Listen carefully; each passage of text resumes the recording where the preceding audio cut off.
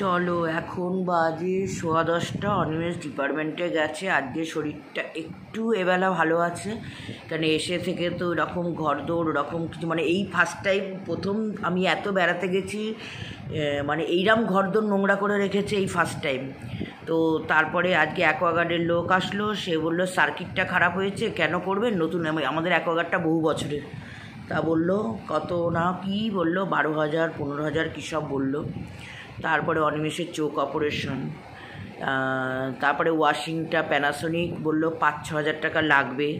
তো অনিমেষ তো জানো নিজে আগে চেষ্টা করে, ওই যে লকটা খারাপ হয়েছে লকটা অনিমেষকে কী করতে দিয়েছে, বললো আর 2 দিন ওয়েট করো। আমার আমার যা কাচাকুচি করা হয়ে গেছে, শুধু অনিমেষের আমার জিন্সের প্যান্ট আর অনিমেষের জামাগুলো বাকি, আর বিছনার চাদর সমস্ত বাকি, ওগুলো আর পারিনি, কারণ হাত পায়ে প্রচণ্ড যন্ত্রণা হয়েছে।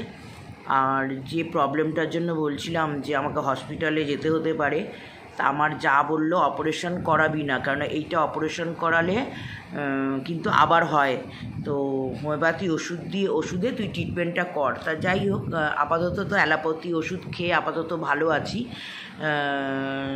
যন্ত্রণাগুলো একটু কম আছে।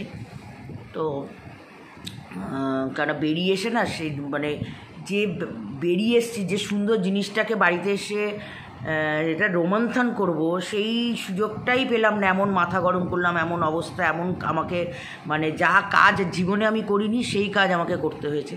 তো যাই হোক, খুবই ভালো বেরিয়েছি, মানে প্রচণ্ডই ভালো বেরিয়েছি। তো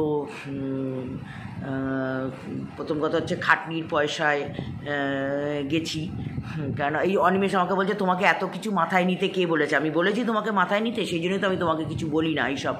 তা আরে বাবা নিতে হয়, আমাদের কোনো মানে ফাদার নেই বা উত্তরাধিকার সূত্রে আমরা কিছু পাই না, অনিমেষ যা ইনকাম করে সেইটাই, আমাদের কোনো মানে মাথা নেই বা আমাদের কোনো সাপোর্ট নেই, যে মানে সবটাই আমাদের নিজেদের করতে হয়, সেই জন্য মাথার মধ্যে নিতে হয়।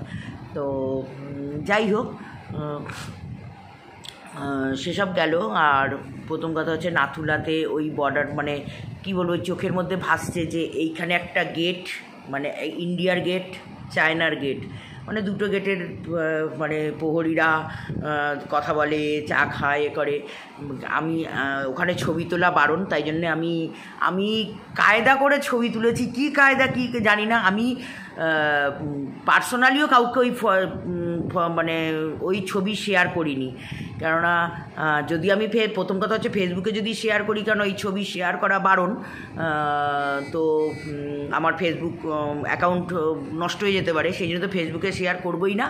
আমি পার্সোনালিও কাউকে ওই ছবি দিইনি, কেননা কে কোথা থেকে বন্ধুরূপে পেছনে, আমি তো অনেক দেখলাম, অনেক বন্ধুরাই বন্ধুরূপী ভগবানরা আমার পেছনে ছুরি বসিয়েছে, সেই জন্য পার্সোনালি আমি কাউকে ওই ছবি দিইনি।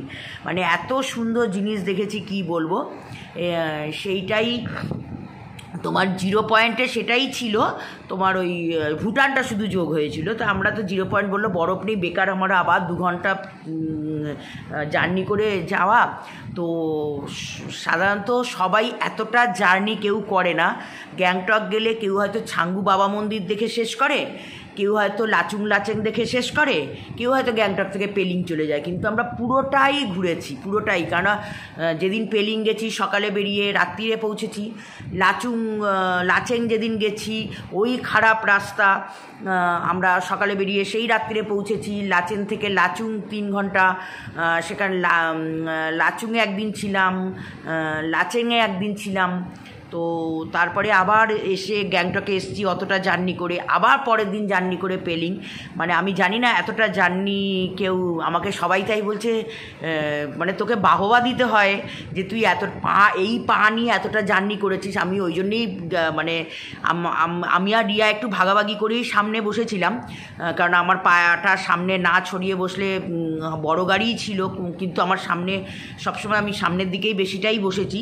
আর আসার সময় তো রিয়া একদম পেছনের কাকার সাথেই বসেছিল, আমাকে পুরো ছেড়ে দিয়েছে, আমি আসার সময় পুরো বিন্দাস সামনে বসে এসেছি। তো পেলিং তো বললাম, পেলিংটা একটু ফগ ওয়েদার ছিল, যার জন্যে স্যাটিসফাইড হইনি আমরা, ওই জন্য ভবিষ্যতে আবার যাবার ইচ্ছা আছে। তো সেই এবার হয়তো আমরা সিল্ক রুট দিয়ে যাব। সিল্ক রুট দিয়ে গেলে বললাম না 3বার গ্যাংটকে গিয়ে বাবা মন্দির দেখতে পাইনি। সিল্ক রুট দিয়ে গিয়ে ওখানে একটা কি জায়গাটা বললো, ওখানে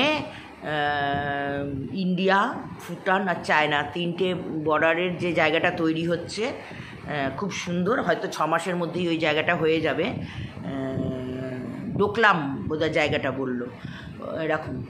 তো মোটামুটি মানে সত্যি খুব মানে অনিমেষকে অনেক দিন ধরেই ঘ্যান করছিলাম, বেড়াতে চলো বেড়াতে চলো বেড়াতে। সবার ছুটি, যা মার্চে গেলে ভালো হতো যে বরফটা পেতাম, কিন্তু সবার ছুটি অ্যাডজাস্ট করে যাওয়াটা খুব মুশকিল, সেই জন্য এই টাইমটাই আমাদের হলো। তো যাই হোক, আমাকে মানে আজকে আমার বোনের সাথেও কথা বলছিলাম, বলছে বাবা দিদি তুই এতগুলো সিঁড়ি ওপরে উঠেছিস। আমি বললাম তুই একবার না 3বার, একবার 200টা কত, একবার 170টা, আর একটা যেখানে নামচিতে 4 ধাম আছে সেই সিঁড়িটা গুনিনি, একদম লাস্ট মাথায় মহাদেবের মন্দির সেই অবধি আমরা গেছি। কিন্তু ওই যে ফগ ওয়েদার ভালো করে দেখতে পাইনি, কিন্তু ঘুরেছি সবটাই। তো আপাতত আমাদের বেড়ানো ভীষণ ভীষণ ভীষণ ভালো হয়েছে। এবং ফ্যামিলি যদি তোমার ভালো থাকে মানে সাথে গিয়ে তো খুব মজা, কারণ বাচ্চারা না থাকলে না মানে বেরিয়ে হয়তো সোনুকে পায়নি, সোনুর বিয়ে হয়ে গেছে, ওদের একটা বন্ধুর গ্রুপ আছে, ওরা তার সাথেই যে সোনুরা এখন স্পিতি গেছে, কিন্নর কৈলাস ওরা গেছে, আসবে হয়তো শনিবার ফিরবে। ওদের একটা গ্রুপ আছে, ওরা কেন আমাদের মতো বুড়ো বুড়িদের সাথে যাবে, ওরা বন্ধুবান্ধব নিয়ে একটু, সোনু প্রথম থেকে একটু বন্ধুবান্ধব নিয়েই যায়। তো কোনো দিন যদি ওদের ইচ্ছে হয় আমাদের সাথে যাওয়ার সেটা পরের কথা, কিন্তু রিয়াকে আমরা ছাড়ছি না। রিয়া আমাদের সাথে যাবে, ও না গেলে আমার অন্তত আমার ভালো, আমার সাথীও, কারণ আমার বর তো নিজের মতো নিজে থাকে, ও নিজের মতো। আমার মানে পুরো জার্নিটাই আমার রিয়াকে নিয়ে হয়েছে, বা ওপর থেকে নাবা, সিঁড়ি নাবা, রিয়া আমাকে ধরে ধরে নামিয়েছে। কখনো মানে মেজদা তো মেজদিভাইকে নিয়ে নেবেছে, কিন্তু রিয়া, আমি একা মানে নামছি, রিয়া আমাকে হাত ধরে ধরে নামিয়েছে। আমি বলছি না রে আমি ঠিক পারবো, বলছে না তুমি আসো। তারপর যেখানে যেখানে তোমার ওই পেলিংয়েই বৃষ্টিটা আমরা পেয়েছি, ছাতা ধরে ধরে আমাকে নিয়ে এসছে, যাতে না আমার, ও নিজে ভিজেছে কিন্তু আমাকে ছাতা ধরে নিয়ে এসছে। তো সেই জন্য রিয়াকে ছাড়া মানে একটা বাচ্চা থাকলে জার্নিটা আরও মানে সুন্দর হয়। কারণ আমি একটুখানি আমার সাথে, আমার সমবয়সীদের সাথে আমি মিশি না। আমি আগেই বলেছি, আমি জানি না কেন হিংসার পাত্র হয়ে যাই। আমার বন্ধুরা হচ্ছে একদম খুব ছোট নয়, খুব বয়স্ক, হ্যাঁ, তো সমবয়সীরা আমার বন্ধু হয় না। আর আমি সত্যি কথা বলতে কি, আমি ওই তেল মেরে অ্যাডজাস্ট করতে পারি না, ওটা আমার সয় না, আমি পারি না। তো যাই হোক, তো হ্যাপি মতো আছি। ঘরের কাজ তো নিজেকেই করতে হবে, সবই করতে হবে, সবই আছে। তার মধ্যেই বেড়ানোটা মানে সত্যি খুব ভালো বেরিয়েছি। তোমরা পারলে মানে পুরোটা হয়তো তোমরা জানি না তোমরা আমাদের মতো কভার করতে পারবে কি না, তবে পেলিং তোমরা অবশ্যই যেও। ওখান থেকে তোমরা রা বাংলাতে থেকো, ওখান থেকে তোমরা পেলিংয়ের ওপরে ইয়াকসুম আছে, ওখানে গিয়ে 1 নাইট থেকো। ওই জায়গাটা আমাদের যাওয়া হয়নি, নেক্সট টাইম যাব। ওটা একটা অফবিট জায়গা, খুব সুন্দর। তো আরেকটা ছিল পেলিংয়ের, যেখানে কাঞ্চনজঙ্ঘা ফলস ছিল, একটা ফলস থেকে আরেকটা ফলসে না দড়ি দিয়ে যাওয়ার এটা ছিল, মানে তো ওরা ওখান দিয়ে বেঁধে টেঁধে দিচ্ছে, দড়ি দিয়ে সোজা আসা। আমার ওটা যাওয়ার ইচ্ছা ছিল, কিন্তু অনিমেষ আমাকে ওটা করতে দেয়নি, তো ওটা আমার খুব আফসোস হয়ে গেল। আর রিয়া একা গ্যাংটকে রোপওয়ে আমরা সবাই চড়েছি, ওর থেকে আমরা ছাঙ্গুর রোপওটা ভালো ছিল, রিয়া একাই গেছিলো।